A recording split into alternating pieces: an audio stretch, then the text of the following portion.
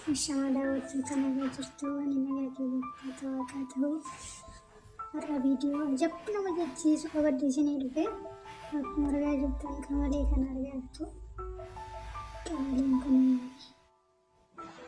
qaallittiin ishee kunuunsitu jala dibamtee jirti. Isheen immoo gahee ishee jechuudha qaallittii kana kunuunsuudhaaf jecha yaalii gochaa jirti.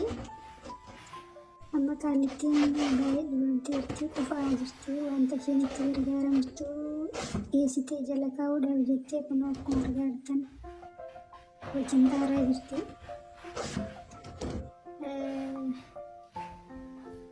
Siimee kan yaaltii garuu harkaa kufaa humna ishee olii yeroo adii kutattee hin dhufne nama deddeebitee yaalti.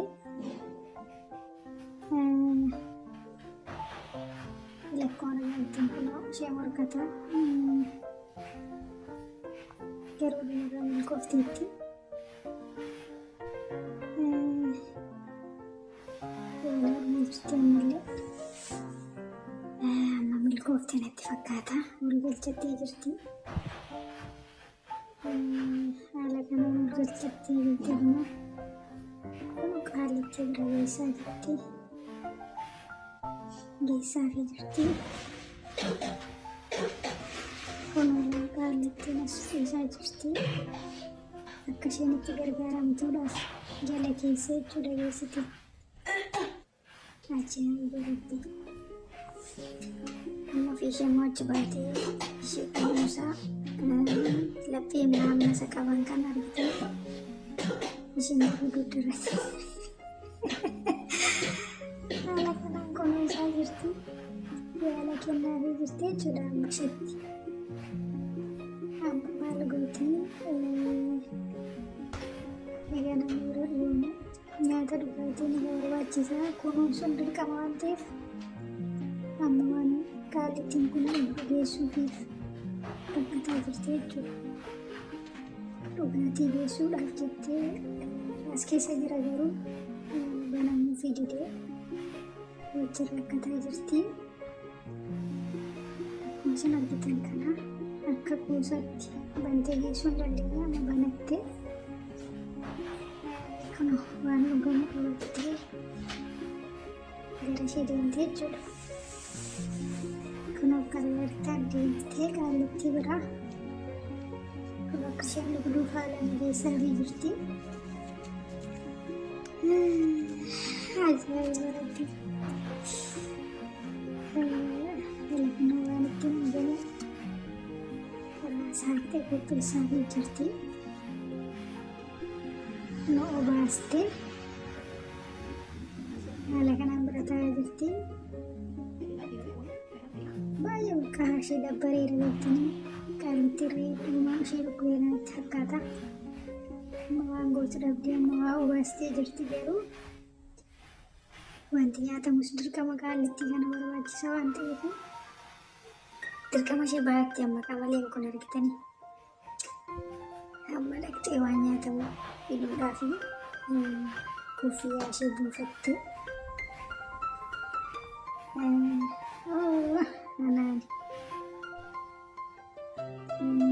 kuffiyyaa ishee buufattee wanta ittiin gabaadhaa waa qabattee dhuftus qopheeffattee immoo zaambiilii haala kanaan amma maallaqa fudhachuu deemti. Maallaqa ittiin naqxee gabaadhaa waa bittee dhuftu fudhachaa jirti jechuudha. Boorsaa keessaa fudhattee amma gara gabaatti imaluudhaaf jetti. Warra jirtan kana kun hatattamaan manaa baatee gara gabaatti imalaa jirti. Imala ishee gara gabaatti kan warra jirtan kana qarqar jetti lakunoo hatattamaan ariitiidhaan. Maaliif amma isheen kaayyoon ishee qaallittii sana fayyisachuudha. Wallaannachuu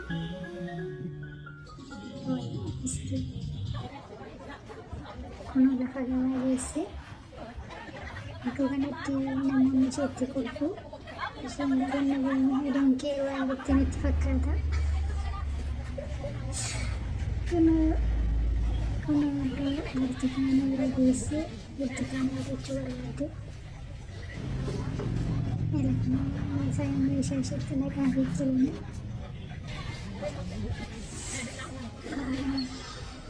Amma maallaqa kaffaluudhaaf dhaabbataa jirti.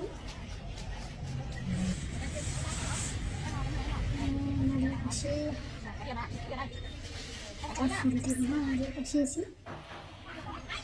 Atattamaan kun gara Qaallittiitti galaa jirti. Baay'atanii bitattee jechuudha. Amma taa'ee ishee Qaallittii sana waan nyaatan geessu sila waan dhugan dhugaastee garuu Qaallittii namoonni nama waan nyaatan geessaa jirti jechuudha. Amma ariitiidhaan akka isheetti deemtu ilaala. Qas jechaa deemti. Ammallee imala irra jirti. Kana jettee akkasitti amma namoonni qaxxilattee hojjetaa jiran. Kana galuu geessi amma. Kunoo barandaarra geesse galtee bakka barandaarra geessee jirti. Maala kanaan Qaallittii bira deemtee wanna qabattee jirtu biratti lafa naqxee akka isheen nyaattu waliin geessitee bira teesseetti jettee dhaggeeffatte jechuudha. Daawwattoota viidiyochi kana fakkaata amma dhumaatti daawwadhaa. Namoonni maatii keenya hin taane nutti dabalamaa. Maatiin nuti haarannoon wajjin jettan galatoomaa isiniin jenna. Akkasuma viidiyoo ajaa'ibaa kana daawwadhaa. Baay'ee nama bohaarsiti, waan guddaa nama barsiisa waan isiniin jedha.